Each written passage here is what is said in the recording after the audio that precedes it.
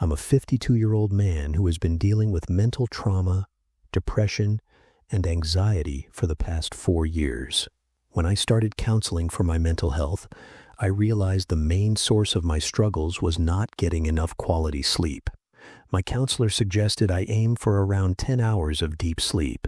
During that time, I truly came to understand just how important sleep is for living a healthy lifestyle. Modern science spent $10 billion searching for the perfect sleep drug, but Buddhist monks cracked the code 2,500 years ago, using just 3 simple words you've probably never even heard of. In this video, we're going to uncover the ancient Buddhist secrets to deep, restful sleep. So go ahead, dim the lights, and let yourself relax. Tonight we'll dive into the powerful, hidden techniques these monks use to fall asleep, even on cold, stone floors. Now, take a deep breath.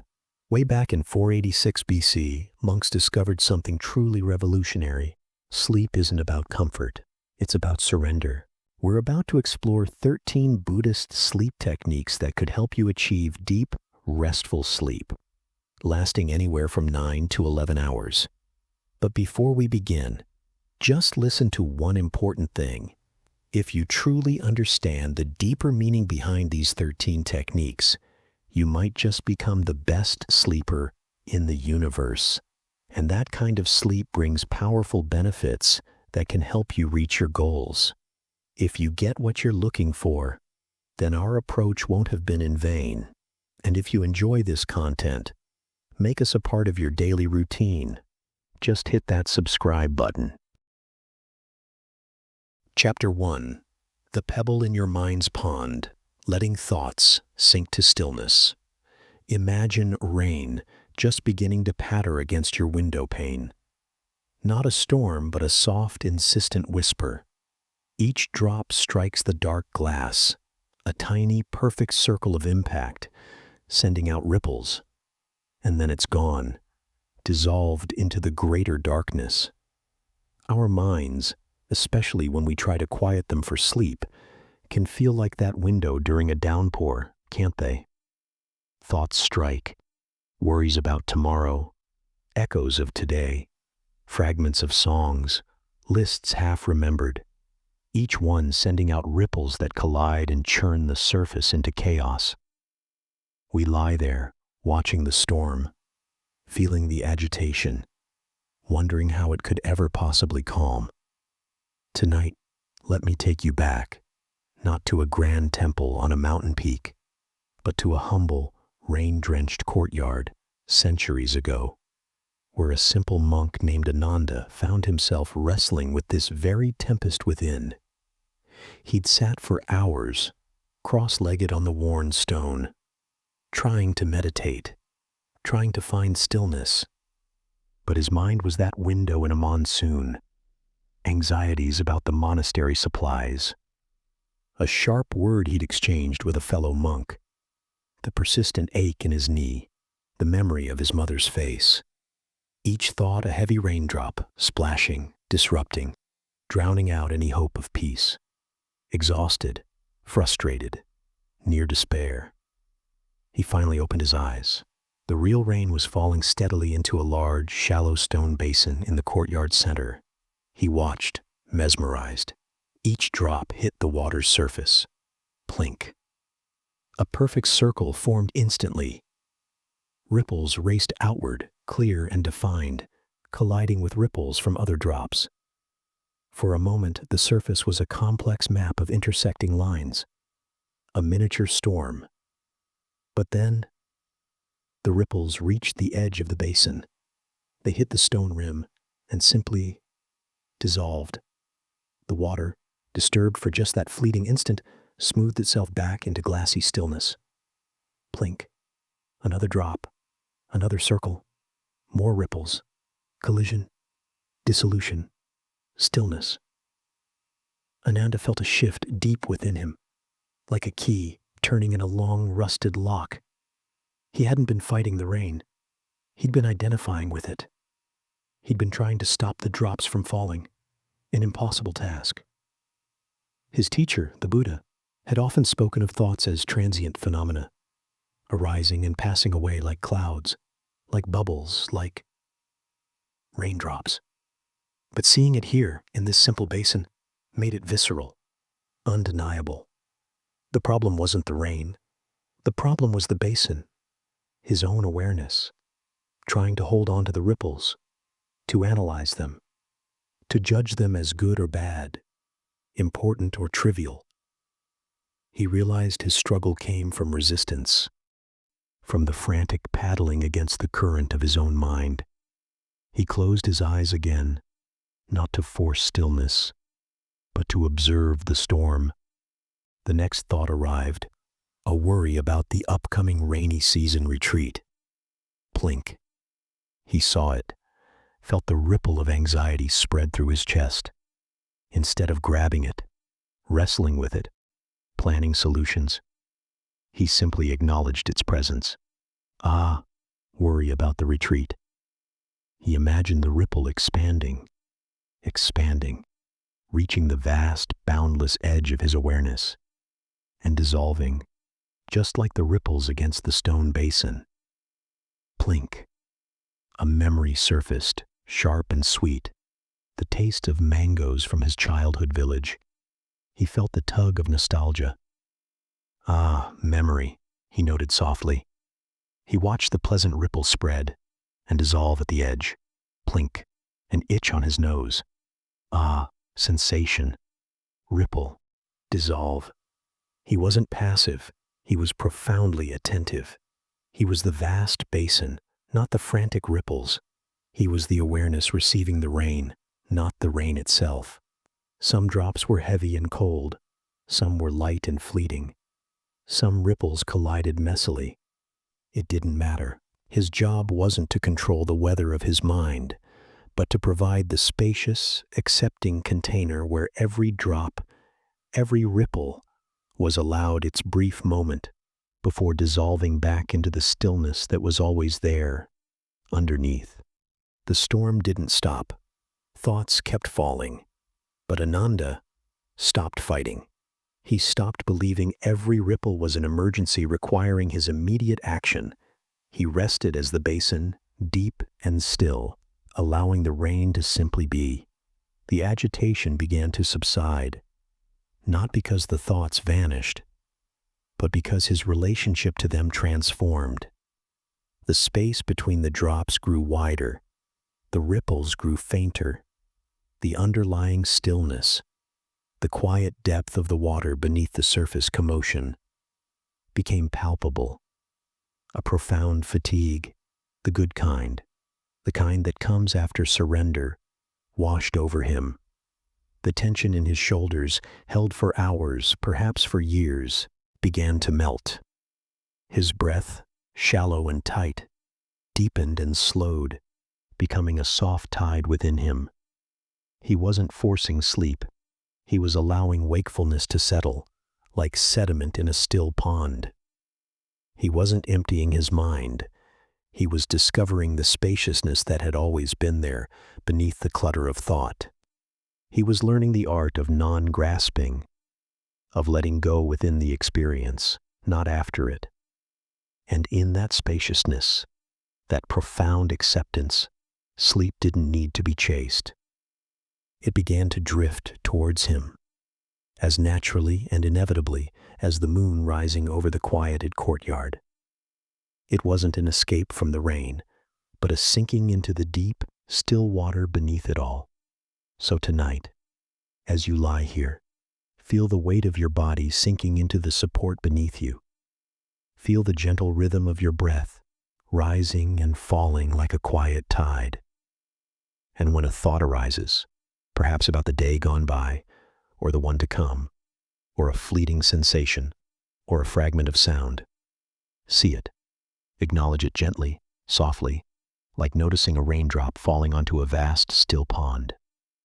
Thought. Planning. Remembering. Sensation. Don't push it away. Don't invite it in for tea. Just note its arrival. See the ripple it makes in the surface of your awareness. And then let it go. Watch that ripple expand, reaching the boundless, accepting edge of your own vast inner space, and dissolving. Plink. Another thought. Ah, see it. Ripple. Dissolve. You are not the raindrop. You are not even the ripple. You are the deep, still water. You are the vast, silent basin that holds it all, without effort, without judgment. Feel that depth. Feel that stillness, always present, always available. Beneath the ever-changing weather of the mind, let the ripples come, and let them go. Notice the space between them growing, the stillness deepening, the water becoming clearer, calmer. You are the pond after the rain. You are the stillness holding the gentle echoes of the storm. Rest here. Rest deep within this boundless, accepting awareness. Let the ripples dissolve, attaches and drifts away, dissolving into nothingness before your eyes. The grand castle becomes a sleeping bear, becomes a ship with tattered sails, becomes simply a soft gray smudge against the deepening blue. And then, it's gone, vanished, as if it never was. This is the nature of all things. Whispered an old teaching echoing down through time, carried on the breath of countless monks and nuns who sought solace not in holding on, but in letting go. Tonight, let me share the story of Kisa Gotami, not as a distant parable, but as a heart laid bare under that same twilight sky. Her sorrow was a mountain, immovable, crushing. Her only child, her bright laughing boy, had grown still and cold in her arms. The pain was a physical thing, a jagged rock lodged in her chest, stealing her breath, her reason. Clutching the small, lifeless body, she ran, not knowing where, only knowing she couldn't bear this weight alone. She stumbled into the streets of her village, wild-eyed, begging anyone who would listen for medicine, for a miracle, for anything to bring her child back. People recoiled, whispered, called her mad. Her grief was a storm cloud, dark and terrifying. Finally, someone, perhaps out of pity, perhaps hoping to quiet her, pointed her towards the grove where the Buddha sat. She ran, her bare feet bruised on the stones, the precious bundle clutched desperately to her heaving chest. She fell at his feet, gasping, sobbing, her plea tearing from her throat. Please, great teacher, you have powers, you know remedies. Give me medicine to cure my child, bring him back to life. The Buddha looked at her, his gaze deep and calm as a still lake reflecting the troubled sky. He saw not just the frantic mother, but the universal cry against the unbearable truth of change, of loss. I can help you, Gotami, he said, his voice gentle, but carrying an undeniable weight. But first you must bring me one thing. Hope, fragile and desperate, flickered in her tear-filled eyes. Anything, teacher, anything.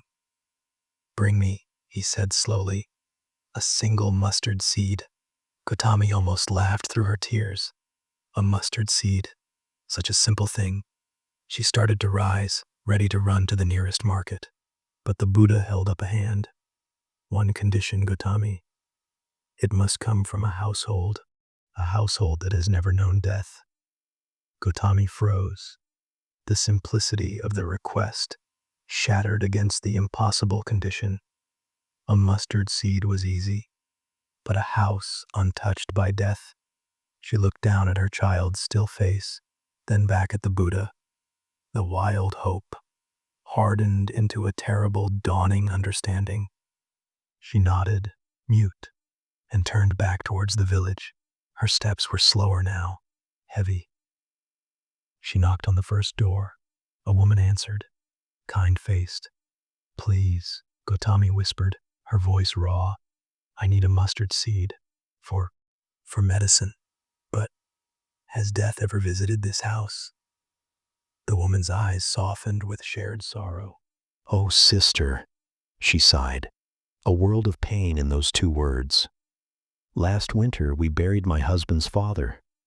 the winter before my own dear mother. Death is no stranger here. Gotami nodded, the jagged rock in her chest pressing harder. She moved to the next house, and the next. Each door opened onto a different face, but the same story written in their eyes. My son fell from a tree. My wife, taken by fever.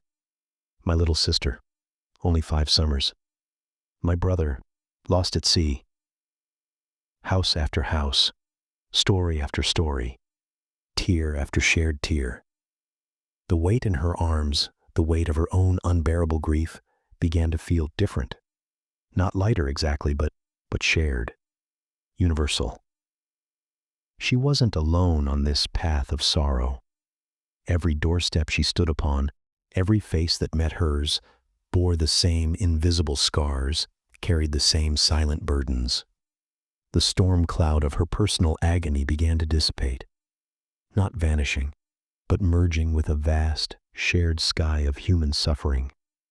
She walked until her feet bled, not searching for the impossible seed anymore, but witnessing the undeniable truth. Everything changes. Everything passes. Joy is fleeting. Sorrow is fleeting. Life itself is a cloud drifting across the twilight sky, beautiful, unique, ever-changing, and ultimately impermanent. She finally returned to the Buddha, empty-handed, her child's body now laid to rest. With her own hands, she stood before him, not frantic, but profoundly weary, profoundly changed. Her eyes, though still red-rimmed, held a new depth, a quiet acceptance born of shared humanity. "Did you find the mustard seed, Gotami?" the Buddha asked softly. "No, teacher," she replied, her voice a whisper, yet clearer than before. "I could not, for I found that the living are few, but the dead are many. Death has visited every house." She sank to her knees, not in despair now, but in surrender to the great flowing river of life and death. "I understand now," she breathed. "The nature of things is to arise and to pass away. Holding on." She looked at her empty hands. "Holding on only brings suffering." The Buddha nodded. "You have seen the great cloud, Gotami. You have seen how it forms, majestic and full, and how it dissolves, leaving only clear sky. Sorrow is like that cloud. It obscures the sun, yes, it brings rain, but it is not permanent. It changes, it passes, and the sky, the vast, clear, boundless sky, remains." Kisa Gotami didn't find a cure for death that day. She found something perhaps more essential for living, the understanding of anicca, impermanence. She learned that peace isn't found in freezing the cloud, in demanding the impossible permanence of form. Peace is found in seeing the cloud as cloud, transient, changing, beautiful in its moment, but destined to drift and dissolve, and knowing that the sky, the awareness, the vast space that holds the cloud, is untouched, unchanged, eternally clear. So tonight, as you drift towards sleep, feel the gentle rise and fall of your breath. Watch the clouds of thought drift through the sky of your mind. That worry about tomorrow, see it as a cloud. Notice its shape, its texture, but know it is passing. It will drift. It will change. It may even dissolve before your eyes. That lingering tension in your shoulder, a small, dark cloud. Acknowledge it. Feel it. But know it too is transient. It will shift. It will ease. The memory that brings a smile, a soft, sunlit cloud. Enjoy its warmth, but don't try to trap it. Let it drift. The sound outside your window, a wisp of cloud, forming and vanishing. Thoughts, sensations, feelings, sounds. They are all clouds in the vast sky of your awareness. See them, acknowledge them, but don't grasp them. Don't build houses on them. Don't mistake them for the sky itself. They form, they drift, they change, they dissolve. And the sky, the deep, silent, boundless awareness that holds them all, remains clear, untouched, peaceful. Rest as that sky, open, vast, accepting the ever-changing parade of clouds without clinging, without fear. Feel the impermanence of everything within you and around you, not as a threat, but as a gentle lullaby. Everything arises, everything passes, like clouds at twilight, like breath in the night air, like the soft descent into sleep itself. Let the clouds drift, let them change, let them go and sink deeper into the endless, peaceful sky. That is your true nature, where change is the melody and stillness is the ground of being. Rest, now, in the clear, open sky. And as those clouds dissolve into the clear night sky, leaving only the deep, velvety darkness, a different kind of light begins to glow within that vastness. Not the blinding sun, nor the scattered stars, but something quieter, steadier, like a single candle flame seen from far away, unwavering in the silent dark. Its light doesn't push back the night. It simply holds its own small space, warm and patient, inviting us to discover a different kind of wakefulness, a different kind of rest. Chapter 3: The Candle That Burns Without Flame, Discovering Wakeful Rest. Close your eyes for a moment and imagine a single candle. Not a grand candelabra, not a roaring fire, but one simple, humble candle. See its flame, a small, steady tongue of light, dancing ever so slightly, yet holding its center. It burns. It consumes the wax. It gives light. It is active, alive. Yet there's a profound stillness within that flame, isn't there? A core of unwavering presence. It isn't frantic. It doesn't struggle. It simply is, fully, completely, in each moment of its burning. This quiet paradox, activity within stillness, light within surrender, lies at the heart of a practice older than the oldest temples. A practice whispered not just for monks on silent retreats, but for weary souls seeking rest in the midst of life's busyness. Tonight, let's journey to a small, cold mountain hermitage, long before electric lights, where an elderly nun named Soma spent her final years. Her body was frail, her steps slow. The winters were harsh, the wind howling like a hungry beast around the thin wooden walls. Sleep for Soma wasn't always easy to find. The cold seeped into her bones. Memories, sharp and tender, flickered behind her closed eyelids. The silence of the mountain could sometimes feel immense, almost crushing. One particularly bitter night, wrapped in thin blankets, shivering, her mind restless with the chill and the echoes of a long life, she remembered the teachings. Not the complex philosophies, but the simple, direct pointing. Be a lamp unto yourself. What did that mean? Here, now, in this freezing dark, with this restless mind. She wasn't trying to achieve some grand enlightenment in this moment. She just longed for a sliver of peace, a respite from the internal chattering and the physical discomfort. She shifted, trying to find a warmer position. Be a lamp. She recalled the image of the Buddha, often depicted serene amidst chaos, his inner light steady. That light wasn't an absence of the world. It was a different way of being with the world. She closed her eyes again, not to force sleep, but to explore this instruction. She felt the icy air on her face. Instead of tensing against it, wishing it away, she simply felt it.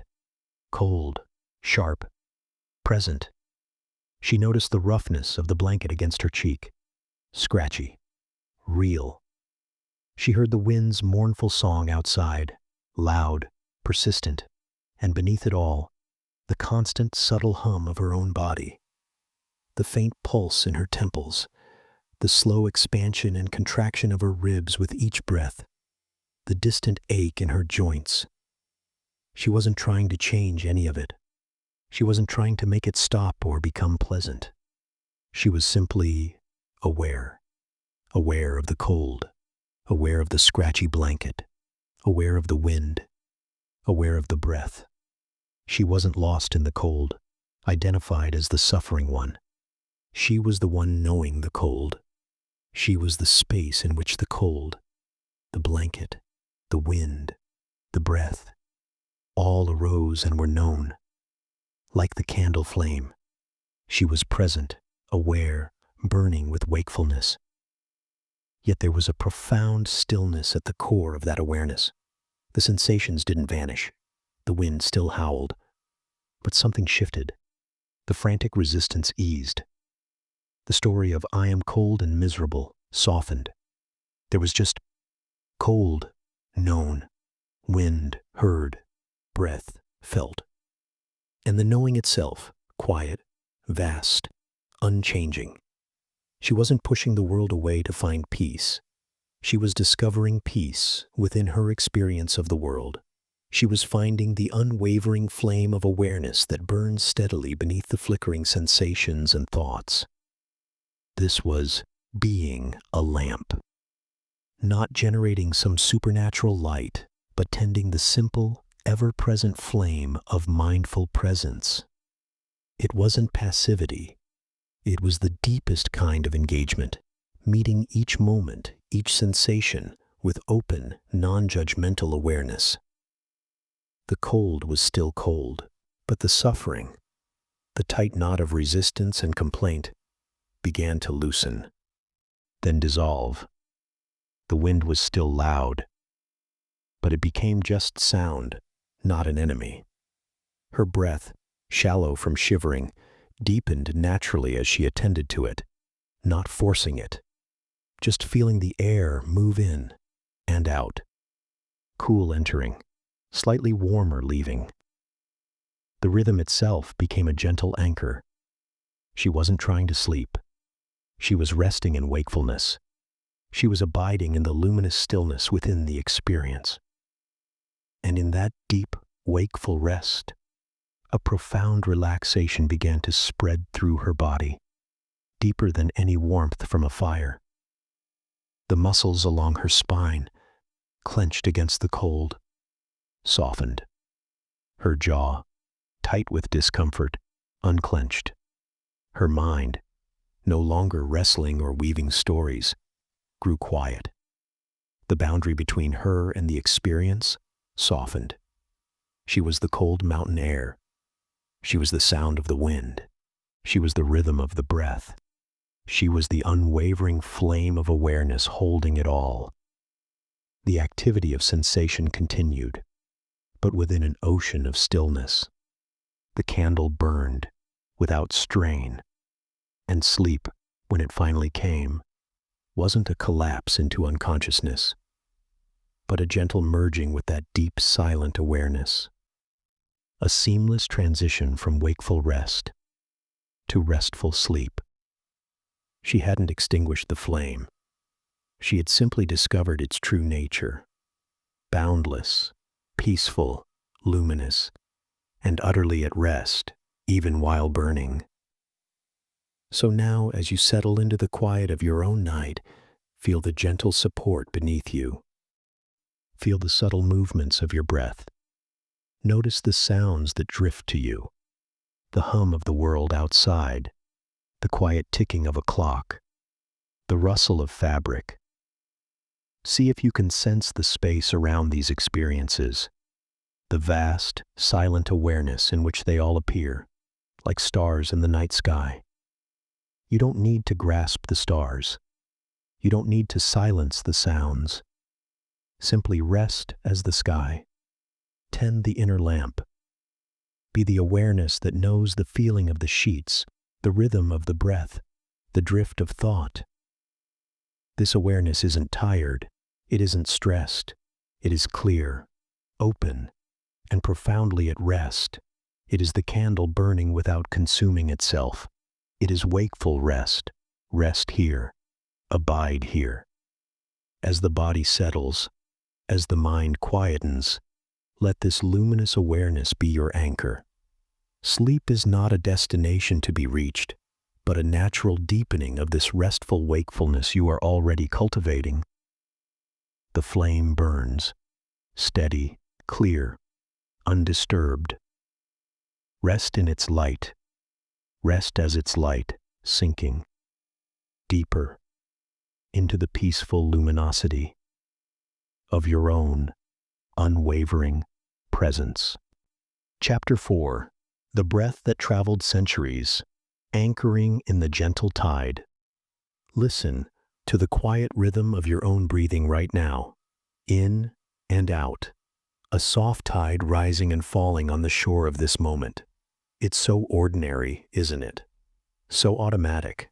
We barely notice it until it catches or labors or stops. Yet this simple, constant movement, the air flowing in, filling, then releasing, emptying, has been the silent companion to every human joy, every sorrow, every discovery, every quiet moment of rest. Since the very first breath, drawn under an ancient sky, it's a river that flows through time, connecting you, here in your bed, to countless souls who have also sought peace in the dark, who have also anchored themselves to this most fundamental pulse of life. Picture, if you will, a dusty marketplace in a bustling town along the Silk Road, centuries ago. The air is thick with the scent of spices, animals, sweat, and dust. Sounds clash. Merchants hawking wares, camel bells jingling, children shrieking, the clang of a blacksmith's hammer. Amidst this vibrant chaos walks a young monk named Ji. He's traveled far from his quiet monastery, sent on an errand to collect rare medicinal herbs. The noise, the smells, the press of bodies. It's overwhelming. His mind feels like a leaf caught in a whirlwind. Anxiety prickles his skin. He misses the serene silence of the meditation hall, the predictable rhythm of monastic life. He feels untethered, adrift in this sensory storm. He needs to find calm, not in a quiet room, but here, in the roaring heart of the maelstrom. He remembers his teacher's words, spoken softly before he left. When the world becomes too much, Ji, return to the harbor you carry within you. Return to the breath. Ji finds a sliver of shade beside a towering stack of woven baskets. He closes his eyes, though the noise assaults him. He tries to force his mind blank, but it's impossible. Thoughts race. Did I bring enough coin? Will I find the right herbs? That man looked at me suspiciously. Panic threatens to rise. Then he feels it. Underneath the chaos, beneath the frantic thoughts, there is a constant, subtle, gentle, the rise and fall of his own breath. He stops trying to fight the noise. He stops trying to stop his thoughts. He simply shifts his attention. He focuses on the very tip of his nose. He feels the faint, cool whisper of air as it enters his nostrils. He follows it inward, feeling the slight expansion in his chest, the gentle swelling of his belly. He holds no breath. He just feels the fullness. Then, the natural turn, the release. The air, slightly warmer now, flowing out past his nostrils again. He feels the belly soften, the chest ease. In, cool, out, warm. He doesn't count. He doesn't label. He simply feels the physical sensations of breathing. In. The spice scent is strong, almost choking. He notes it. Smell. But his anchor remains the cool touch of air at his nostrils. Out. A donkey brays loudly nearby. He notes. Sound. But his focus drifts back to the warmth leaving his nostrils. In. A thought about the herbs flares.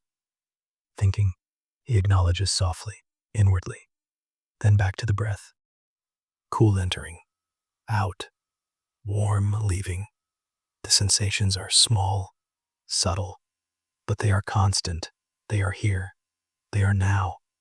They are undeniably real. He's not trying to make the marketplace quiet. He's not trying to make his mind empty. He's simply anchoring himself to this gentle, unwavering tide within his own body. The noise doesn't disappear. The smells are still strong. The thoughts still come. But they lose their power to sweep him away. They become like waves breaking against a solid rock. He is the rock. His anchor is the breath.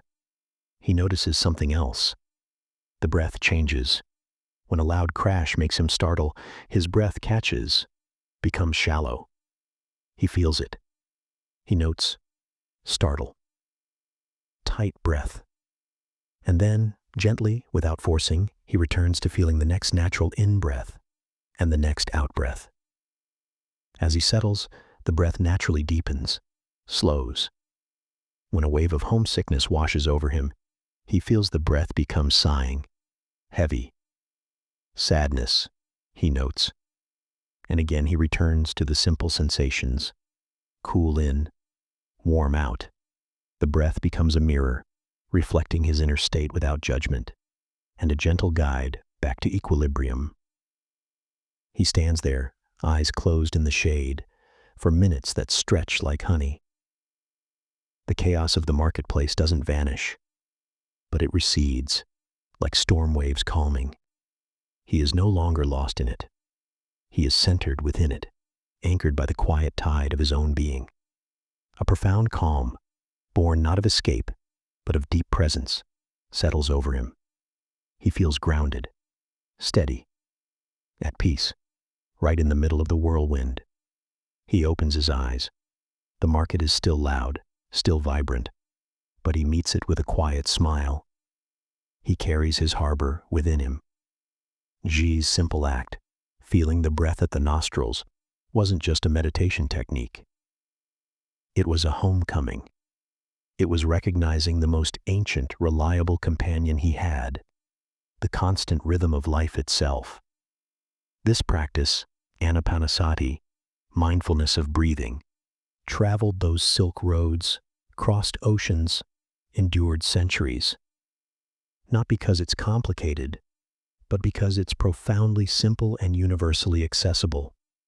It's the anchor available in every storm, the harbor present in every moment. So tonight, as you lie here, let the busy marketplace of your day begin to settle. Feel the gentle rise and fall of your own breath. Bring your attention, softly, kindly, to the place where the air enters and leaves your body. The rims of your nostrils or your upper lip. Feel the subtle sensations there. The slight coolness as you breathe in. The gentle warmth as you breathe out.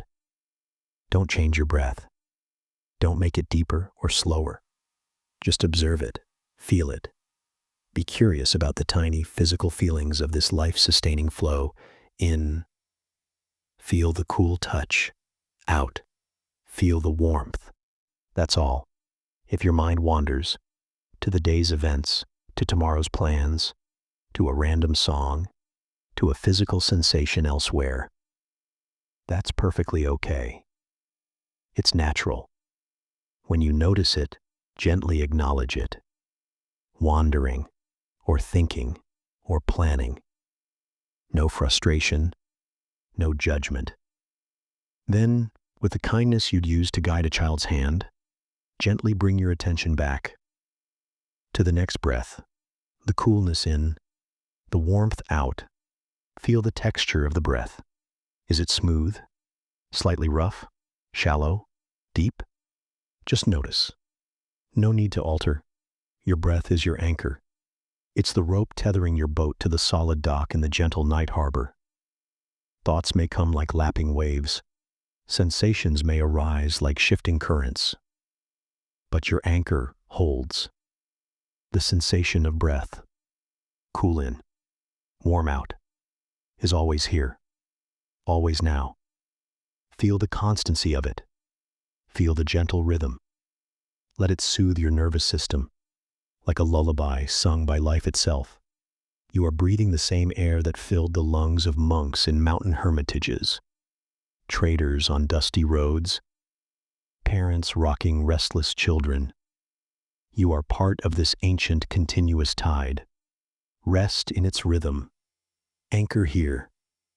Feel the deep calm that comes not from absence of thought, but from presence with this simple, vital movement. Let each breath carry you deeper, deeper, into the quiet harbor of this present moment, where the waves soften, the boat stills, and sleep becomes the gentle rocking of the anchored soul, held safe by the timeless tide of the breath. And as that breath carries you deeper into the quiet harbor, feeling anchored, held, the world outside your window, the shapes in your room, even the boundaries of your own body, they might begin to soften, to blur at the edges, like looking at distant mountains at dusk, their solid forms melting into the gathering twilight, becoming part of a vast, seamless landscape, inviting you to let go, not just of the day's thoughts, but of the very sense of separation, to rest as something older, wider, deeper. Chapter 5. When mountains teach you to rest, dissolving into vast awareness. Think of a mountain, not a picture postcard peak, but a real ancient presence. Feel its weight, its solidity, rooted deep in the earth. See its slopes, weathered by millennia of wind and rain, scarred by landslides, adorned with forests, capped perhaps with snow. It stands, unmoving, immense. Storms rage against its flanks, lightning cracks, winds scream, torrents of rain lash down. The mountain doesn't fight the storm, it doesn't run, it doesn't cower. It simply stands. It allows the wind to shriek. It allows the rain to fall. It allows the lightning to flash. The storm expends its fury and passes. Clouds shred themselves on the peaks and drift away. Sunlight returns, warming the stone.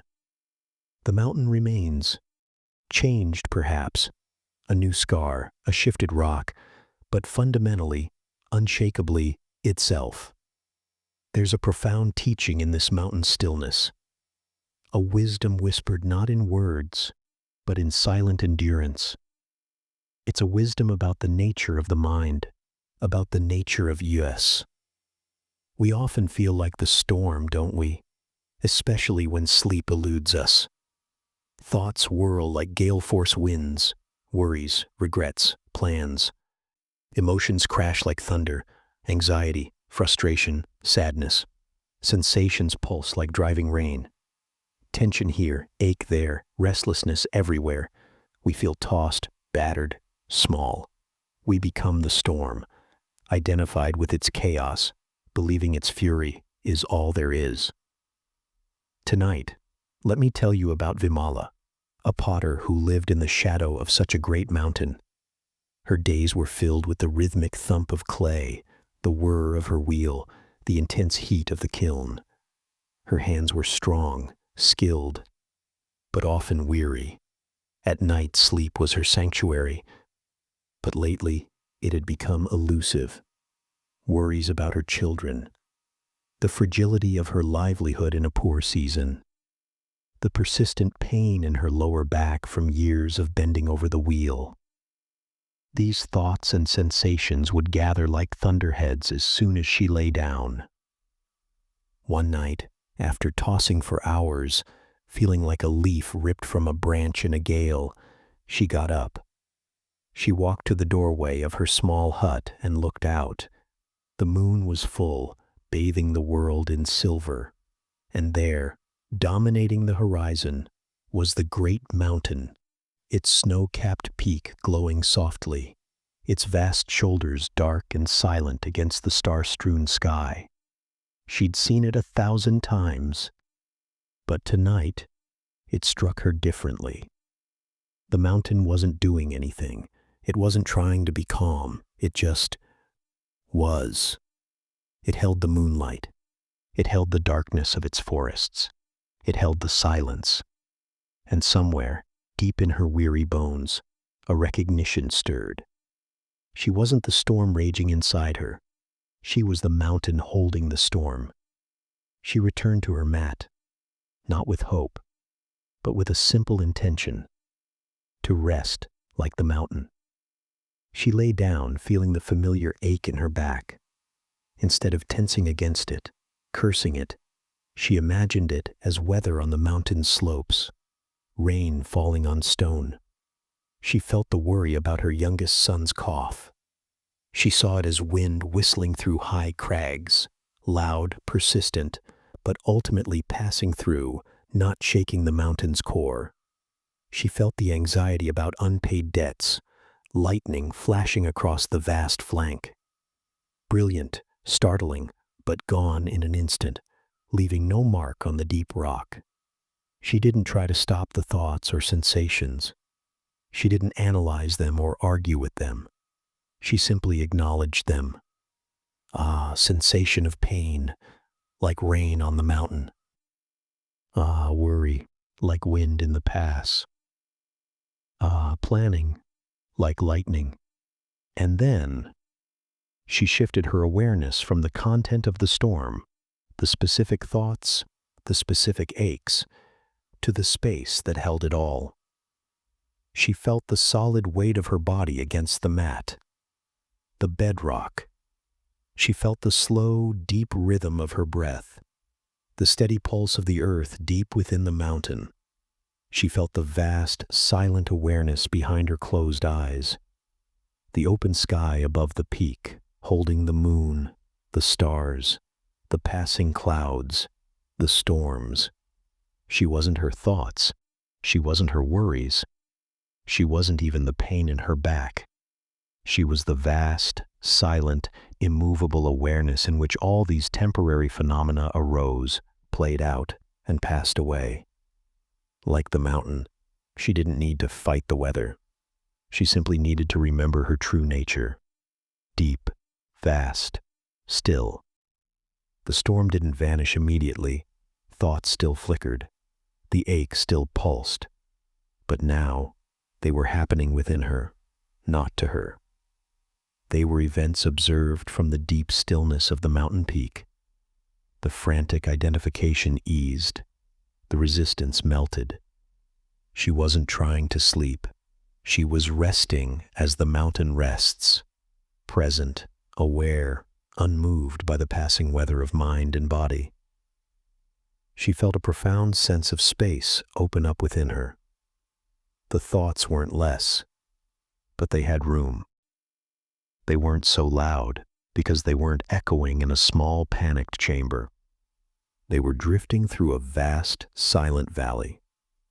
The sensations weren't less intense, but they were held in a wider embrace. The boundaries of her body seemed to soften, to expand. She wasn't just in the bed. She was the awareness that held the bed, the room, the sigh of the wind outside, the distant call of a night bird, the ache, the worry, the breath. All of it. She dissolved into vast awareness, and in that dissolution, that surrender of the small, struggling self to the immense, silent presence that had always been there. Sleep arose naturally. It wasn't a falling away, but a sinking into, a merging with the deep, still ground of being. She rested as the mountain rests, not unconscious, but profoundly at peace, rooted in an awareness far deeper and more enduring than any passing storm. So now, as you rest here, feel the solidity of your body against the support beneath you. Feel it like bedrock, ancient, heavy, present. Feel the gentle rhythm of your breath, like the deep, slow pulse of the earth within that mountain. Now, bring to mind the image of a great mountain, your mountain.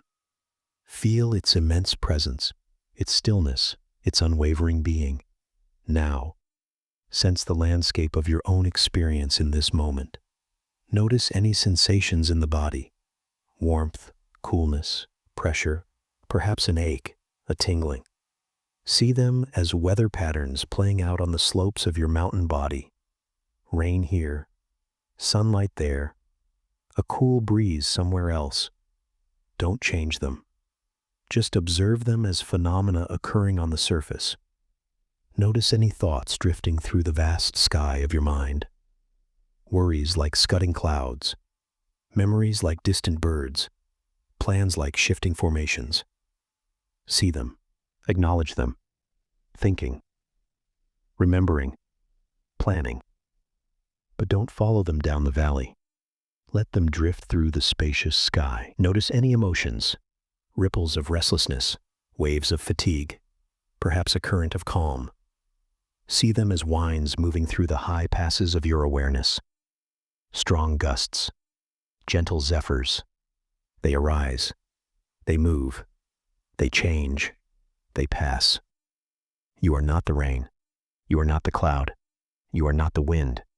You are the mountain, solid, present, silent, rooted deep in the earth of being. You are the vast sky, spacious, clear, holding it all without effort, without resistance. Rest as this mountain, abide as this sky. Let the weather of sensation, thought, and emotion come and go. It cannot disturb your deep core. It cannot stain your vast sky. Feel the immovable stillness at your center. Feel the boundless space all around. There is no need to do anything, no need to fix anything, no need to achieve sleep. Simply be the mountain, be the sky. Rest in this profound, wordless knowing, the awareness that holds the entire panorama of your experience.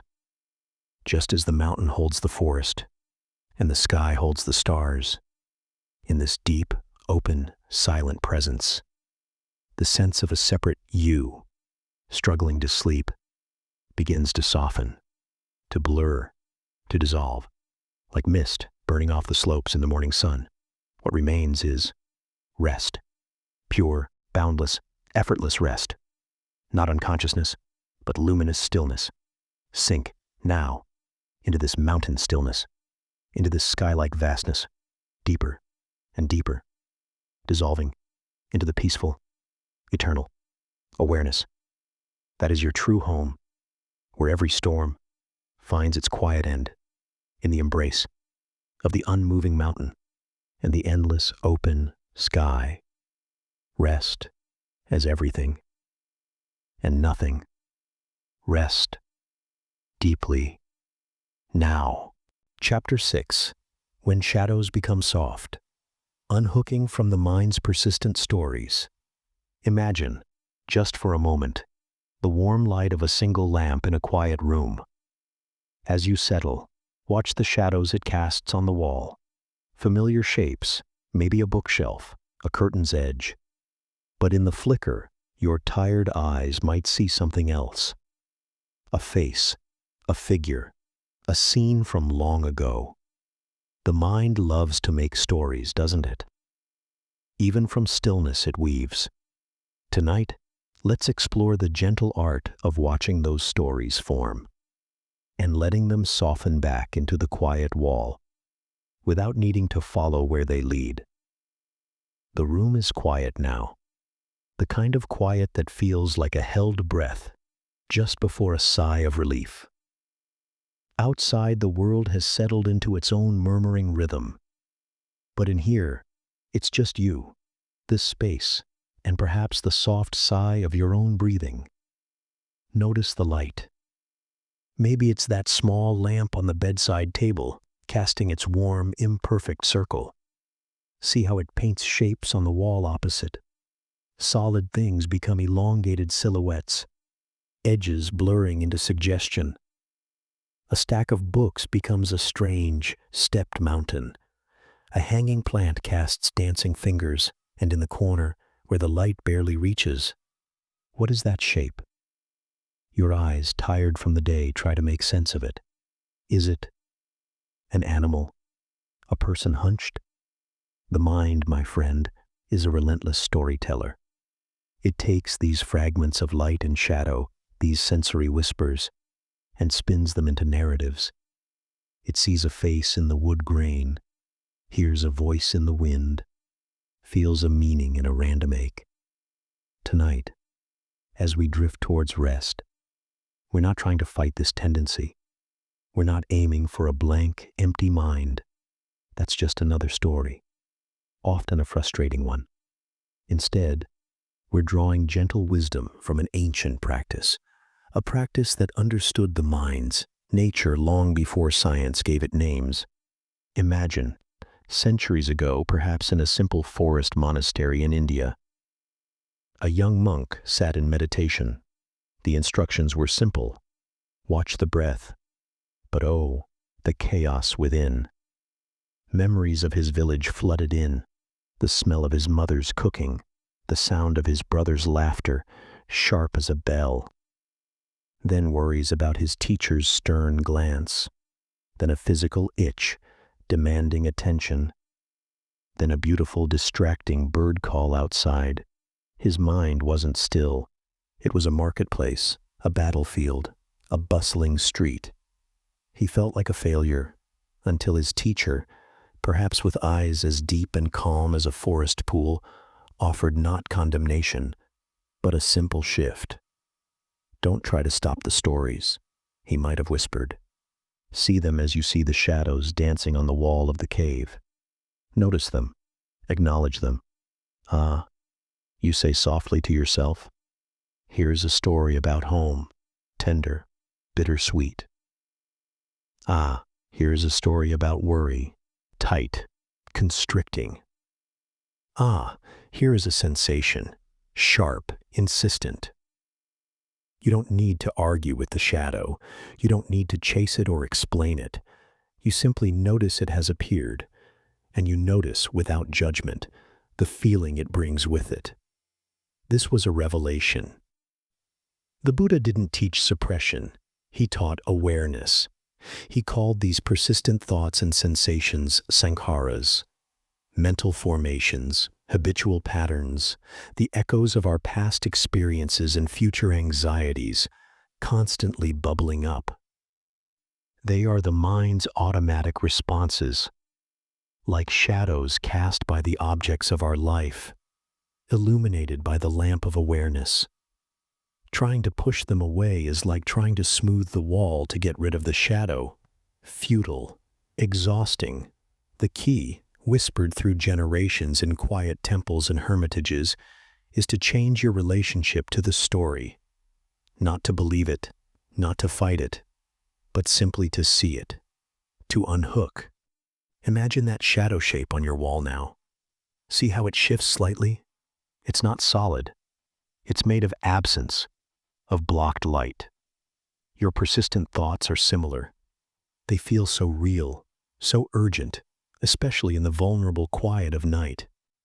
That worry about tomorrow's meeting, that replay of an awkward conversation, that longing, that regret. They feel like solid things pressing against your chest.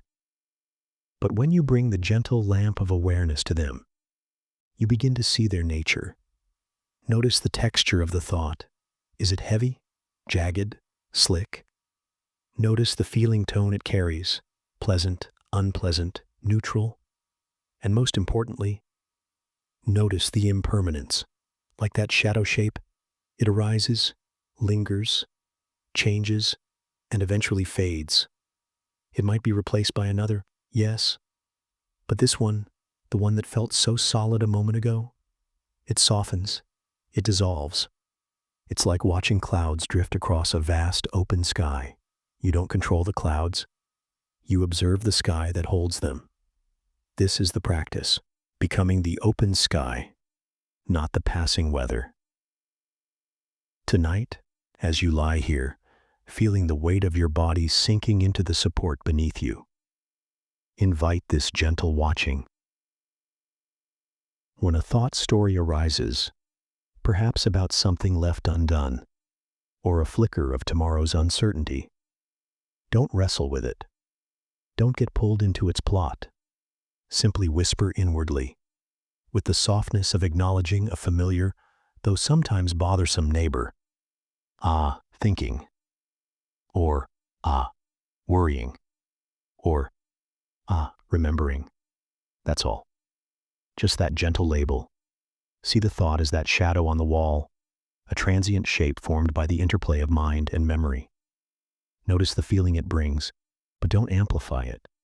Breathe into the space around the feeling, the vast sky that contains it.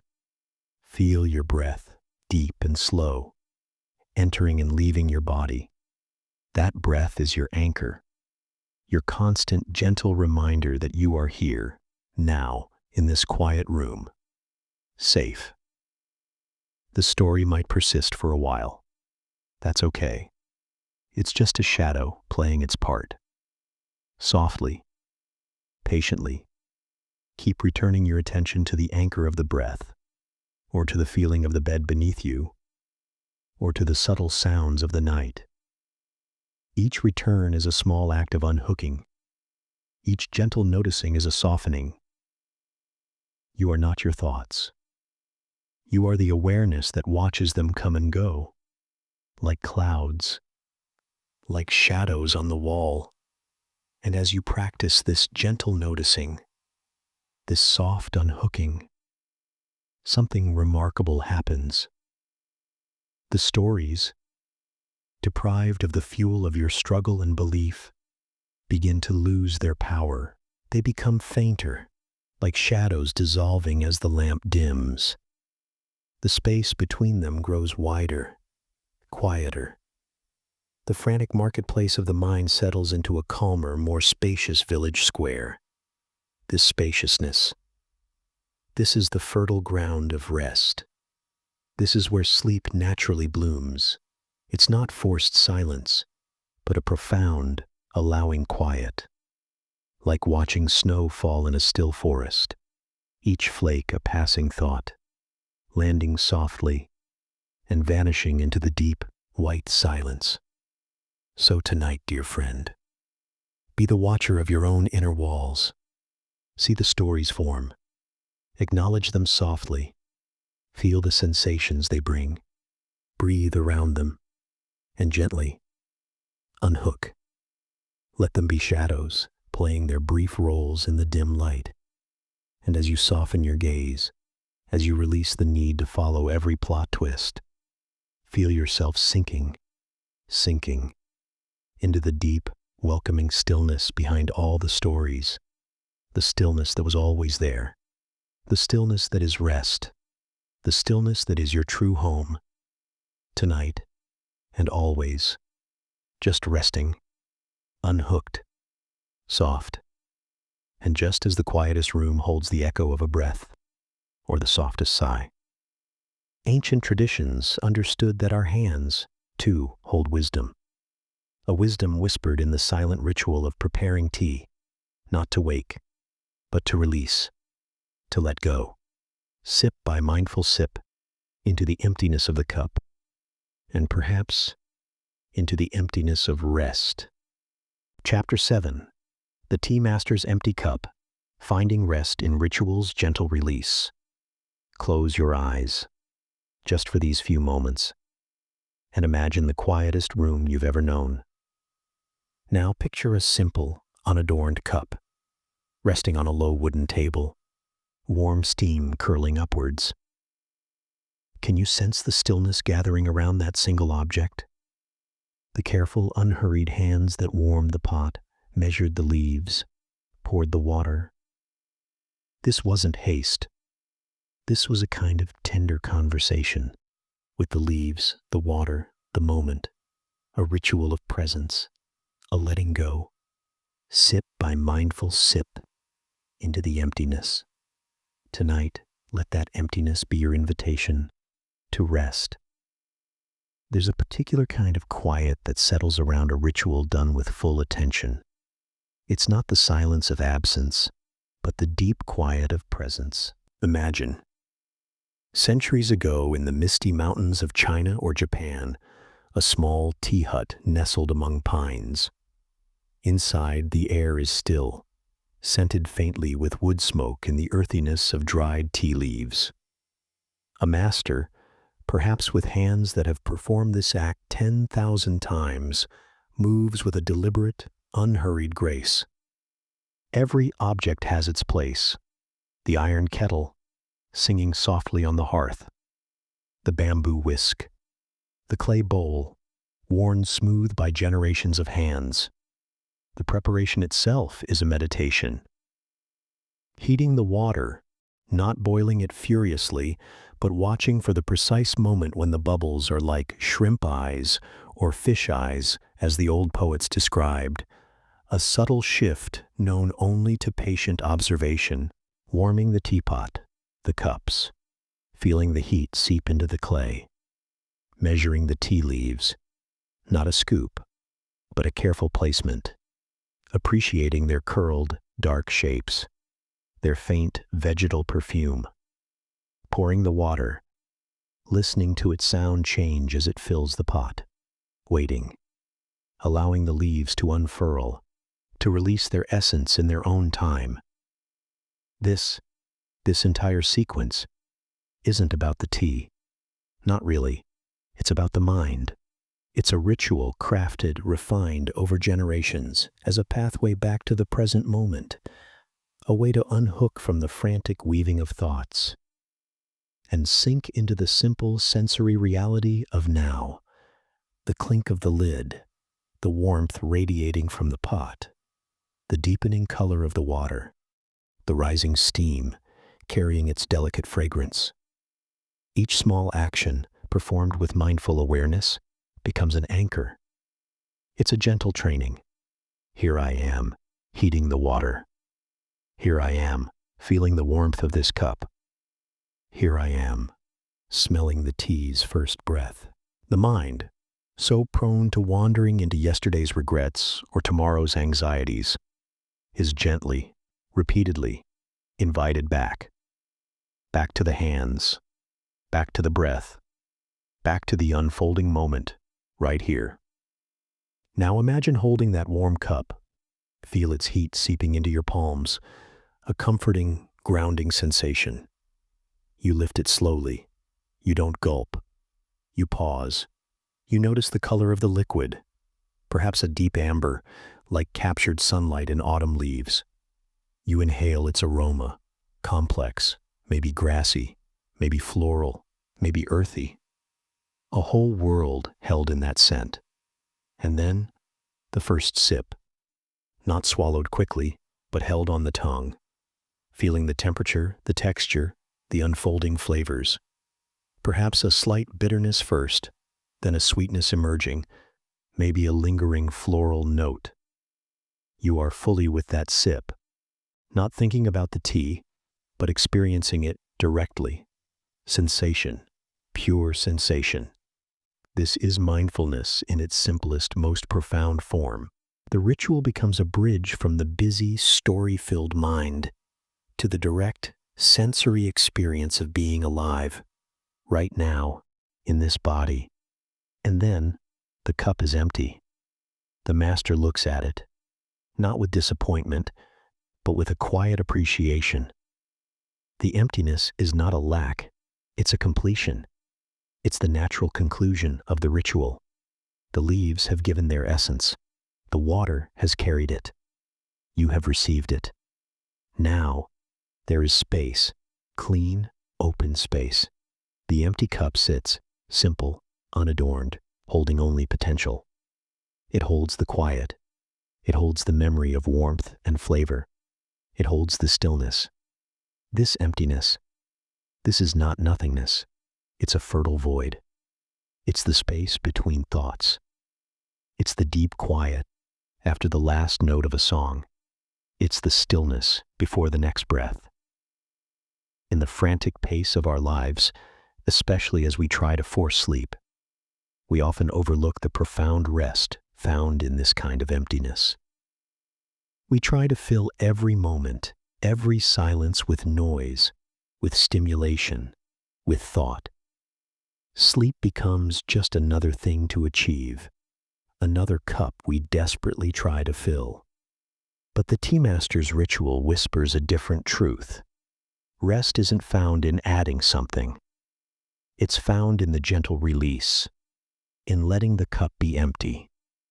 Tonight, as you lie here, invite the spirit of the tea master into your own quiet ritual. Your ritual isn't about tea leaves and hot water. It's about preparing for rest. It's about releasing the day. Feel the weight of your body, heavy, warm, sinking into the bed. That's your low table. Notice your breath, flowing in, flowing out, like the gentle pour of warm water. That's your kettle's song. Become aware of the subtle sounds around you, the hum of the night, the settling of the house, like the quiet sounds of the tea room. Don't analyze them. Just let them be part of the atmosphere. Now, bring your attention, like the master's careful hands, to each part of your body. Start with your feet. Feel any sensation there, warmth, coolness, the brush of fabric. Just noticing. Acknowledge them softly. Ah, feet resting. Then gently move up. Calves, knees, thighs. Ah, legs releasing. Feel the weight. Feel the support beneath you. Move to your hands, resting perhaps on your belly or by your sides. Feel the palms, the fingers. Ah, hands softening up through your belly, your chest, feeling the gentle rise and fall with each breath. Ah, breath flowing. Shoulders, often holding so much, invite them to soften, to melt downwards. Ah, shoulders letting go. Neck, jaw. Feel the tension that gathers here, the clenching. Invite it to dissolve. Ah, face softening. Eyes behind closed lids. Let them be still, heavy. Ah, eyes resting. And finally, the mind, the busy tea-making mind, watching the thoughts arise like steam, noticing them. Ah, thinking. And then, like watching the steam curl and vanish, gently letting the thought drift, returning to the anchor, the breath, the weight of the body, the quiet sounds. Sip by mindful sip of awareness, releasing the tension, releasing the worry, releasing the effort into the welcoming emptiness. Feel the space opening up within you, like the clean space inside the empty cup. Not a void of lack, but a spaciousness of peace, a fertile ground where nothing needs to be added, nothing needs to be done, just rest, just being.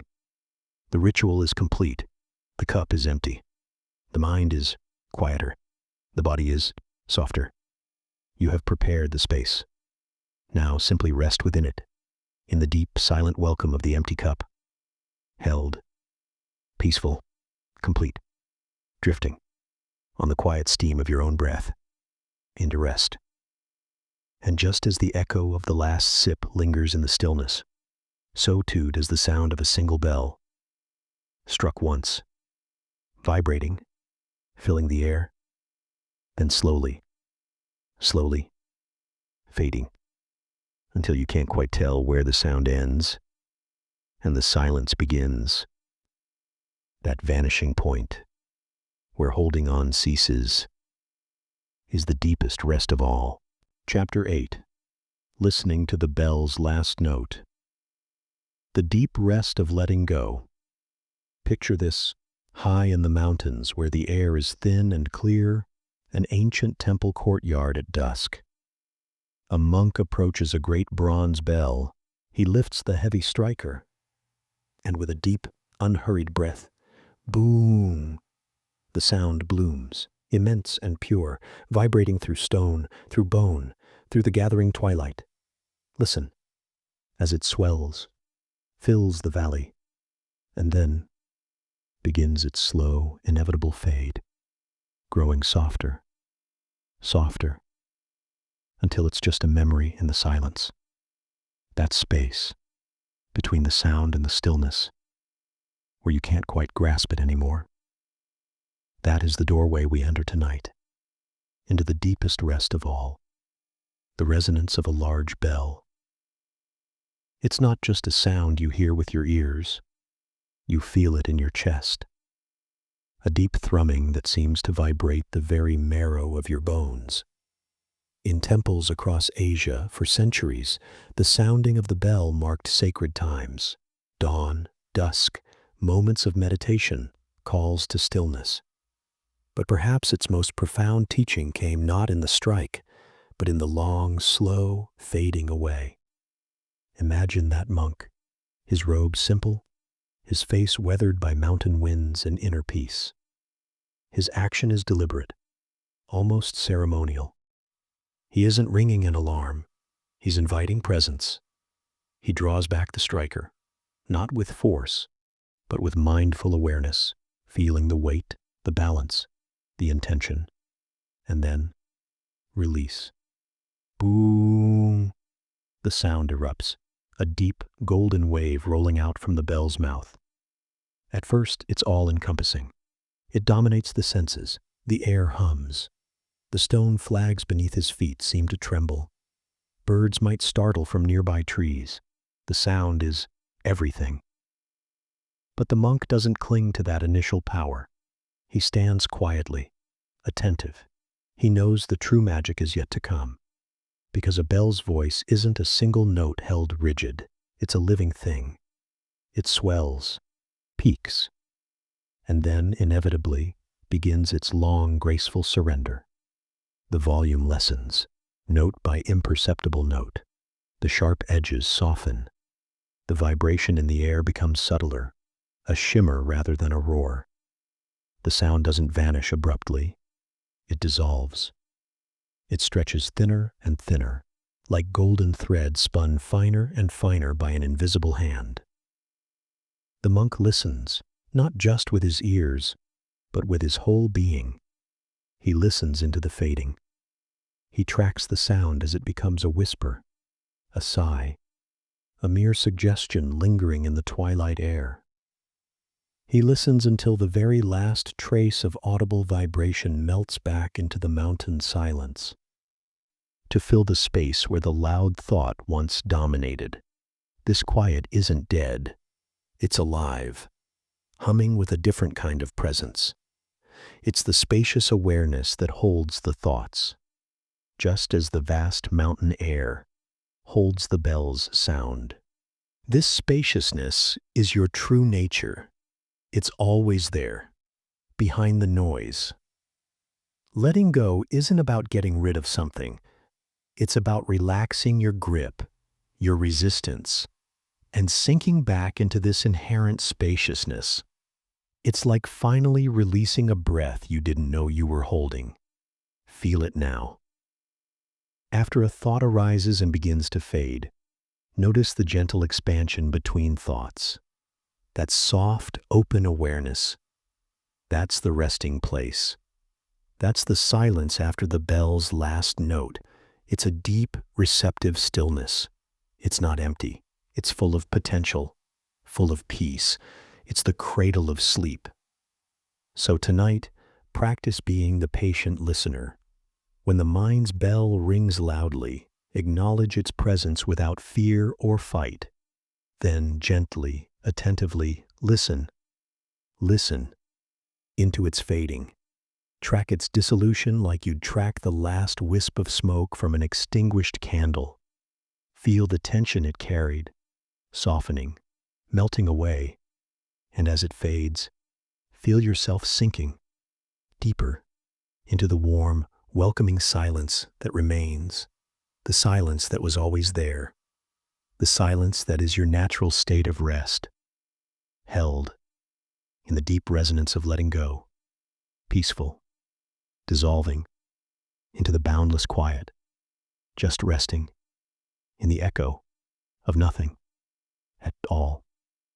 And in that boundless quiet, where effort ceases, you might sense something else, something patient, unhurried, like the spider in the corner of the old temple, spinning its thread, not for praise, not for speed, but simply because it is its nature. Weaving peace, one silken breath at a time. Chapter 9. The spider's unhurried thread, weaving peace without effort. Have you ever truly watched a spider at work? Not with a flinch or a shudder, but with quiet curiosity? In the corner of a quiet room, or perhaps beneath an old wooden bench in a garden.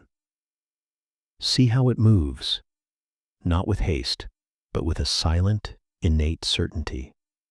No rushing, no straining, just a delicate thread drawn from within, placed, connected, creating a web not as a frantic task, but as an expression of its very being, effortless, natural, complete. Tonight, let that unhurried wisdom be your guide into a rest that asks nothing, demands nothing, simply is. Think of the quietest corner of an old wooden temple. Sunlight, thick with dust motes, slants through a high window. In the shadowed angle where wall meets beam, a small spider goes about its work. There's no fanfare, no urgency. It doesn't consult a blueprint or fret about deadlines. It simply moves. A leg reaches out, touches the beam, and a fine, almost invisible thread adheres. It moves again, with deliberate, unhurried grace, lowering itself, letting gravity assist, spinning the thread as it descends. It finds another anchor point, secures it, then begins the slow traverse, back, or perhaps sideways, laying down radial lines with quiet precision. There's no wasted motion, no struggle. It's a dance of pure instinct, yet it radiates a profound calm. It isn't trying to weave a web, it is weaving. The action and the being are inseparable. This little creature, often overlooked or feared, embodies a deep truth echoed in ancient teachings. Wu Wei, often translated as non-action or effortless action. It doesn't mean doing nothing. It means acting without strain, without forcing, in alignment with the natural flow. The spider isn't efforting, it's expressing. Its web emerges naturally, organically from its center. How often, as we lie down to rest, do we bring the opposite energy? We try to sleep. We force relaxation. We wrestle with thoughts. We treat rest like another project to manage, another skill to master, another web we must frantically construct according to some imagined ideal. I must clear my mind. I should be asleep by now. Why can't I just let go? The very effort becomes the barrier. We spin a web of tension trying to achieve peace. The spider's wisdom whispers, stop trying, stop forcing, return to your nature. Your nature is not struggle. Your nature is rest. Just as the spider draws its thread from its own body, effortlessly, so too does peace arise from within you when you cease the struggle. Feel the difference? Release the mental grip. Release the should. Release the timeline. Let your body do what it knows how to do. Your body knows how to breathe. Your body knows how to digest food. Your body knows how to heal a cut. And your body, deep down, beneath the layers of thought and tension, knows how to rest. It's its nature. Your task isn't to make it rest, but to stop preventing it from resting. To stop the internal chatter that says, this isn't right. I'm not doing it well. I need to be asleep now. Like the spider trusting its instinct, trust your body's innate wisdom. Sink into the support beneath you. Feel the gentle rise and fall of your abdomen or chest. Notice sounds, without labeling them good or bad. Just let them be part of the night's tapestry. Like the subtle creaks of the old temple. When tension arises, a knot in the shoulder, a clenching in the belly, don't fight it. Don't try to forcefully relax it. Bring the spider's unhurried attention to it. Notice it softly. Ah, tension here. Breathe gently around it, not directly at it as if to blast it away. Imagine the breath softening the edges, like warm sunlight softening hard earth. Allow it to be there, without resistance. Often, the simple act of non-resistant awareness allows tension to soften and release on its own, in its own time, like a spider repairing a thread without fuss. Weave your rest, moment by unhurried moment, not striving for some future state of perfect sleep, but being fully present with the softness of the pillow now, the warmth of the blanket now, the quiet rhythm of your breath now. This is effortless action. This is Wu Wei. This is aligning with the deep, natural current of rest that flows within you, always. So tonight, be the spider, resting lightly, spinning not a web of thought, but a web of gentle presence, thread by silken thread of awareness, connected to this moment, this breath, this body, trusting, allowing, effortlessly, weaving yourself into the soft, silent fabric of the night, held, peaceful, complete, just being, rest itself, woven into dream. And within that silent fabric, woven of pure presence, lies a space, vast and welcoming, like a blank page before the ink touches down. Not empty, but full of quiet potential, ready to embrace, without judgment, whatever arises or doesn't. Chapter 11. That cool marble beneath your cheek, the Buddha's forgotten nap, finding rest. Right here, close your eyes for just a moment. Feel the weight of your head sinking into the pillow, that gentle, yielding support. Now imagine, just for a breath, the surprising coolness of smooth marble, not cold, not harsh, but a deep, quiet coolness against your cheek, on a day thick with heat and thought. That simple sensation, that unexpected comfort, was a doorway, long, long ago for a young prince seeking answers. And perhaps it's a doorway for you, tonight. The air hung heavy over Kapilavastu, thick as wet silk against the skin. Young Siddhartha Gautama, shielded within palace walls finer than woven moonlight, felt a different kind of heat. The restless simmer of questions with no answers, a future laid out like a gilded cage. He wasn't yet the Buddha, the awakened one. He was a young man adrift in a sea of privilege, sensing a profound unease beneath its shimmering surface. On this particular afternoon, the weight of it all pressed down. The expectations, the unseen suffering beyond the gates, whispered by the wind. The sheer effort of being perpetually poised. Seeking a sliver of quiet, he slipped away from the murmuring courtiers, the clinking ornaments, the perfumed air, finding himself beneath the generous sheltering branches of a rose apple tree in the palace gardens. The shade was deep velvet green. The drone of bees was a drowsy lullaby. He sank down, not in formal meditation, but simply exhausted. The rich, loamy earth cradled him. He lay on his side, the world tilting gently. And then it happened. His cheek brushed against a smooth, sun-dappled stone half buried in the soft grass. Not a jeweled pillow, not silk brocade, just cool, unyielding marble. That touch, that sudden, profound sensation of coolness, it wasn't just physical. It was like a shaft of clear light piercing the fog of his mind. In that instant, the striving ceased. The questions didn't vanish, but their sharp edges softened. The heat of his inner turmoil met the quiet, deep coolness of the stone. And something surrendered. Not sleep. Perhaps not even full meditation as he would later know it. but a profound, unexpected rest, a complete stopping, a letting go into the sheer simplicity of this sensation, this breath, this moment beneath the rustling leaves. He wasn't thinking about enlightenment, or suffering, or escape. He was simply feeling the cool stone, hearing the bees, breathing the green-scented air, utterly present, utterly at rest.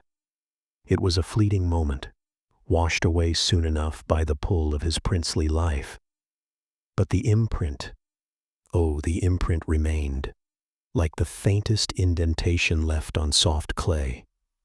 Years later, traversing the dusty roads of Magadha, his body worn thin by ascetic extremes, his mind a battlefield of doctrines and denials, he would remember. He would remember the effortless peace found not in fierce striving, not in elaborate rituals, but in the simple, undeniable truth of sensation. In letting the world touch him just as it was. That coolness wasn't a destination. It was a signpost pointing here, to this breath, to this body meeting the earth, to the weight of your head on the pillow. Right now, we chase rest like a mirage shimmering on the horizon. We pile pillows high, seek the perfect darkness, the silent room, the magic formula for sleep. We believe it lies out there, beyond the next thought, the next worry, the next turn of the clock. But Siddhartha's forgotten nap whispers a different truth, carried on the faintest echo of that cool marble touch. Rest isn't manufactured, it isn't conquered, it's recognized. It's the space that opens up when we stop adding tension, adding thought, adding expectation to this present moment. Feel your cheek against the pillowcase. Is it cool? Is it warm? Is it soft? Just notice. Don't label it good or bad for sleep. Just let the sensation be. Like the young prince, feeling the marble. That's all. Your body is heavy, surrendered to gravity. The bed holds you. The air moves softly in and out of your lungs. This isn't preparation for rest. This is rest, happening now. The mind, that tireless storyteller, might rush in. But I'm not asleep yet, it protests. There's so much tomorrow. It spins tales of past regrets and future anxieties, weaving them into a tapestry that feels utterly real, utterly urgent. See those thoughts? Just see them, like watching leaves drift down a quiet stream. You don't have to jump in after them. You don't have to stop the stream. Just notice. There's a thought about work. There's a feeling of worry. Acknowledge it gently, without judgment, as you might note the color of a passing leaf. Then, softly, return to the anchor, the coolness, the warmth, the weight, the breath. The Buddha, after his long journey, taught the profound simplicity of mindfulness, sati. It's not about achieving a special state. It's about remembering to come back from the stories, back from the worries, back from the frantic planning, back to the reality of this moment, back to the feel of the pillow, back to the rise and fall of your chest. That cool marble beneath Siddhartha's cheek wasn't magical. It was ordinary, profoundly ordinary. And its gift wasn't in changing the world, but in changing his relationship to the world right then. It offered a refuge not built of walls, but of awareness. Tonight, your pillow is your rose apple tree. The quiet room is your palace garden. The sensations in your body, the weight, the texture, the temperature, are your cool marble. You don't need to find stillness. You only need to notice the stillness that already exists beneath the surface ripples of thought. Let the striving soften. Let the questions rest, just for now. Feel the support beneath you, solid and real. Feel the air, a gentle tide entering, leaving, entering, leaving. The young prince didn't find answers under that tree. He found a pause, a deep, nourishing pause. And in that pause, everything shifted. So allow yourself this pause, not to achieve sleep, but simply to be here. To feel the coolness or the warmth, the sheer, simple isness of this moment. Rest is already here. It's the ground beneath the restless feet of thought. It's the quiet space between the breaths. It's the cool marble beneath your cheek, right now, waiting only for you to notice, to sink into it, and simply be. Chapter 12. Did the Buddha dream of butterflies? Unraveling illusion as you drift that moment. Just before sleep fully claims you. When the edges soften, when the familiar shape of the dresser in the corner might, just for a second, seem like something else. A sleeping animal, perhaps, or a figure standing watch. It's a fleeting, fragile state, where reality seems to breathe and shift. Did the Buddha, in the quiet watches of the night, ever mistake a fluttering moth for a dream, or a dream for waking life? What if that very softening of the edges is not confusion, but a gentle lesson, waiting in the twilight, just for you? The night in the Jetavana Grove was deep velvet, pierced only by the rhythmic chirping of crickets and the distant, mournful call of a peacock. Inside his simple hut, the Buddha rested. Not asleep, perhaps, but resting in that profound, luminous awareness that was his constant state. A single oil lamp guttered low, casting long, dancing shadows on the walls. Outside, drawn by the faint light, a large pale moth fluttered erratically against the thin screen covering the window. Its wings beat a frantic, silent tattoo. Tap, tap, tap, tap, tap, tap. To a disciple sitting nearby in quiet contemplation, keeping vigil, the sight was ordinary. Just a moth.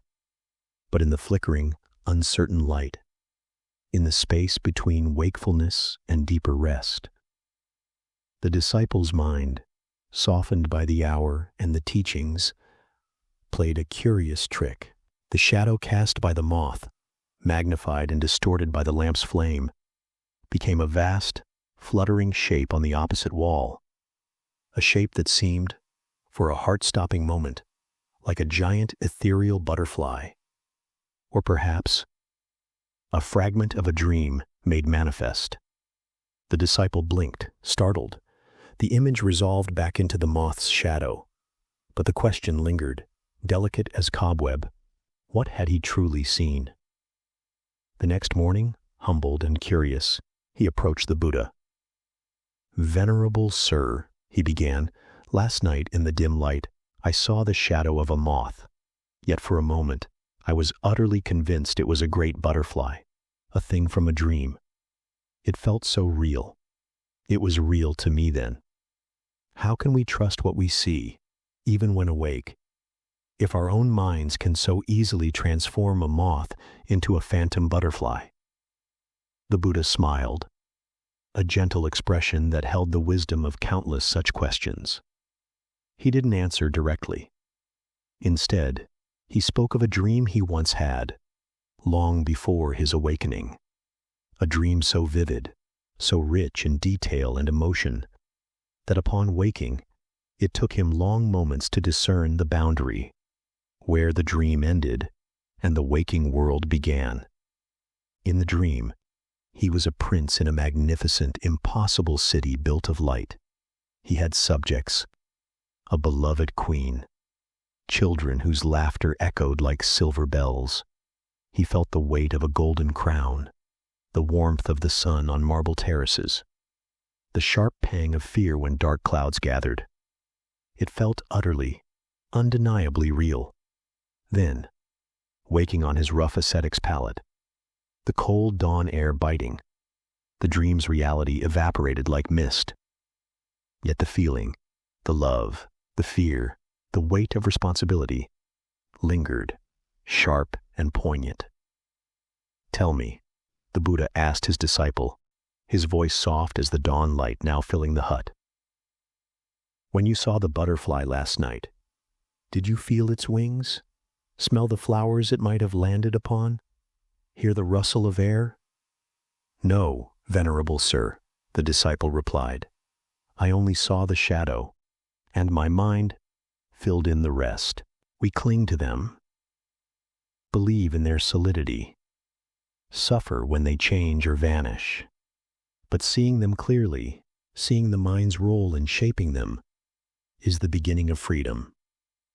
So what does this mean for you, lying here, drifting towards sleep? That softening of the edges, that fluidity where the dresser becomes a bear, or a half-heard sound becomes a voice. It's not madness. It's a gentle unveiling. It's a reminder of the mind's inherent creativity, its tendency to project, to fill in the blanks.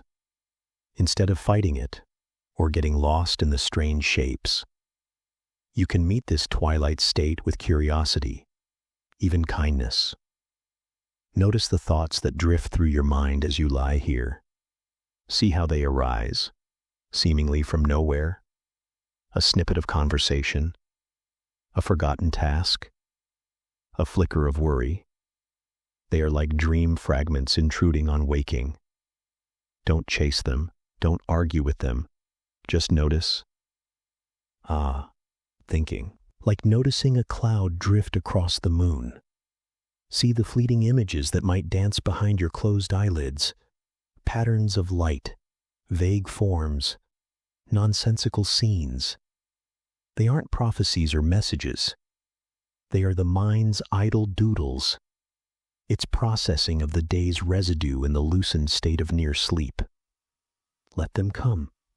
Let them go. Don't weave them into grand narratives.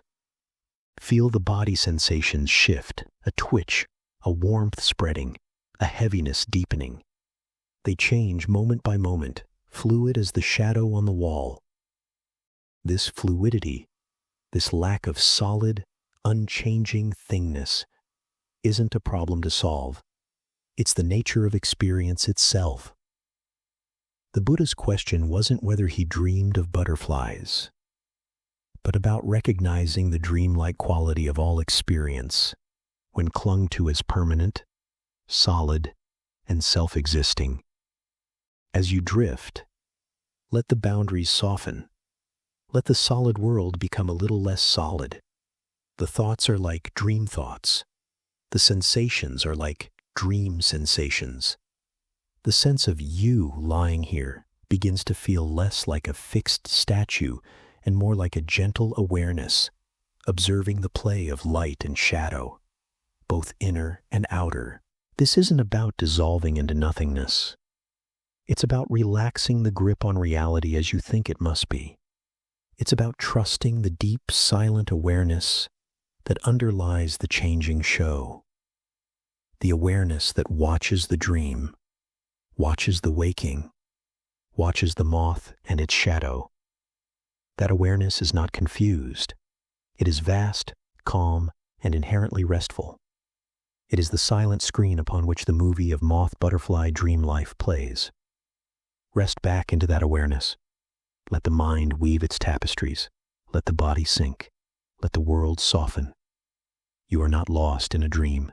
You are resting in the aware space that holds all dreams, all waking moments, all fluttering shadows, perfectly, peacefully, as they come and as they go, like butterflies, on the night air, and as the dream images fade, leaving only the quiet darkness.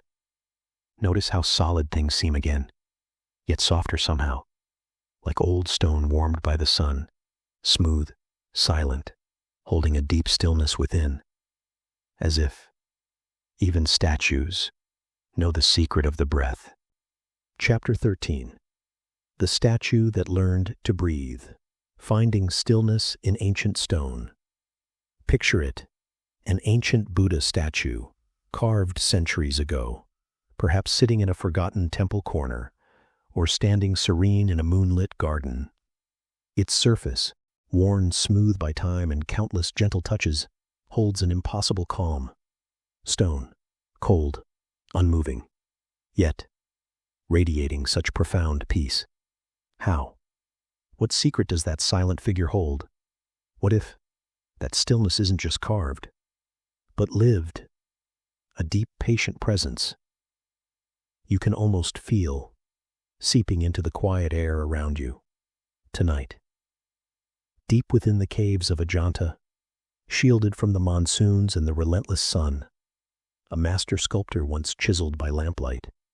His hands, calloused and strong, moved with reverence over the cool rock face. He wasn't just carving a figure. He was seeking to capture the uncapturable, the palpable stillness of the awakened one, the Buddha. He remembered stories passed down from his teacher's teacher, not just of the Buddha's teachings, but of his presence. How, when he entered a room, a hush would fall, not of fear, but of a deep, settling calm. How his stillness wasn't inert, like a rock, but alive, like a deep, clear pool reflecting the sky without distortion. The sculptor hammered and scraped, dust filling the air like incense.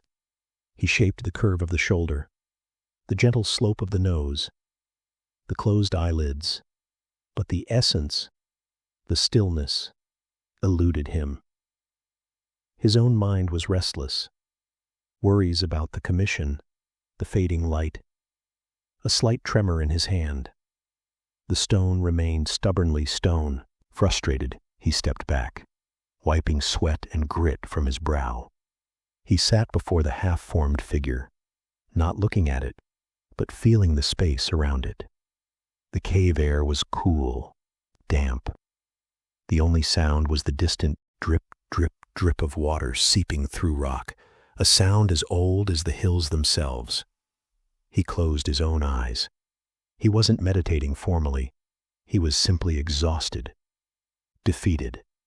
He let his breath settle, matching its rhythm, unconsciously, to the slow, eternal drip, drip, drip of the water, in and out, like the tide, drip and pause, like the space between thoughts. He sat like this for a long time, his own striving dissolving like the dust settling around him. He wasn't trying to be still. He was allowing stillness to be. He felt the solid rock beneath him, the cool air on his skin, the deep, quiet darkness behind his eyelids. His breath, no longer forced, became soft, almost invisible. And in that space of surrendered effort, something shifted. It wasn't a vision. It was a knowing. He opened his eyes and looked at the stone, not at the details he needed to carve, but at the whole form emerging from the rock. He saw not just the shape of a man, but the shape of presence. The stillness he sought wasn't an absence of movement, but a profound acceptance of what is. It was the mountain accepting the wind, the river accepting its bed, the vast sky accepting clouds and stars alike. It was the deep calm at the center of the turning world. With renewed clarity, not force, he picked up his tools. He didn't carve aggression or piety. He carved attention. He shaped the downward gaze not as withdrawal, but as deep, compassionate listening. He smoothed the lips into the faintest suggestion of a smile, not of happiness, but of understanding, of release. He made the posture upright, yet utterly relaxed, as if the figure grew from the rock itself, rooted, serene. He carved the hands resting in the lap, one over the other, not grasping, not pushing away, but simply resting, open, receiving. He carved the folds of the robe flowing like still water over stone, and finally, he breathed life into the stone, not by adding expression, but by carving the absence of tension, the absence of resistance. He carved the deep, quiet space within the form. Centuries passed, the cave was forgotten, then rediscovered. The statue sat unmoved in its niche. Sunlight never touched it, only the flicker of rare torches over centuries. Yet pilgrims who found their way to it spoke of a peculiar feeling. Sitting before it, their own restless thoughts seemed to slow. Their breath deepened without conscious effort. A quietness settled over them, not imposed by the dark cave, but radiating from the silent figure. It wasn't magic. It was resonance. The statue embodied a quality of being, an unwavering open presence. It reflected back to the observer the stillness that was already within them, buried beneath layers of thought and worry. It didn't give peace. It reminded them of it. It was a mirror carved in stone. So what does this ancient stone figure whisper to you, lying in your soft bed, far from Indian caves? It speaks of stillness, not as something you achieve through force, but as something you uncover by releasing force. Notice your body now. Where is it holding? Is there tension in the jaw, clenched even in the dark? In the shoulders, drawn up towards the ears? In the hands, perhaps fisted slightly? See if you can soften those places, not by commanding them, but by allowing them to release. Imagine the weight of your body, like the statue's stone, sinking into the deep support beneath you. Feel the bed holding you, as the earth held the sculptor, as the rock held the Buddha image. You don't need to hold yourself up. Let go. Surrender to gravity. Now bring your attention to your breath, not to change it, not to make it deep or slow, just to notice it, like the sculptor noticing the drip of water. Feel the cool air entering your nostrils, the slight expansion in your chest or belly, the warmth as it leaves, the natural pause, then the cool air entering again. Follow this cycle. Your mind will wander. Thoughts will come. About the statue, about tomorrow, about a noise outside. That's okay. That's the mind being the mind, like wind rustling leaves. When you notice it has wandered, gently, without criticism, bring your attention back to the breath, back to the feeling of air moving in and out. Each return is like a soft chisel stroke, not shaping stone, but revealing the stillness already present beneath the restless surface of thought. The statue's power isn't in its carved eyes, but in the space it represents, the space of awareness that simply is, prior to thought, prior to tension. That space is within you too. It's the silent witness to your thoughts, your sensations, your breath. It's the deep pool beneath the ripples. As you rest here, feel the solidity of your own presence, not the personality, the story, the worries, but the simple, undeniable fact of awareness resting in this body, in this moment, heavy, present, still. You don't need to become still. You are stillness, momentarily obscured by the flurry of the mind. The statue learned to breathe not by moving air, but by embodying the deep, quiet rhythm of existence itself. Let your breath find its own natural rhythm, unhurried, like the cave's eternal drip. Let your body be heavy, like carved stone. Let your mind be soft, thoughts drifting like dust motes in a sunbeam. Rest in this open, accepting presence. Feel the stillness that isn't the absence of life, but its deepest essence, radiating from within, as palpable as cool stone in a quiet cave, holding you, simply being here now. And in that deep stillness, a different kind of watchfulness emerges, not straining, but soft, receptive, like the quiet glow of fireflies, gathering in the velvet dark, witnessing, without demand, the way someone, long ago, was witnessed in his deepest night.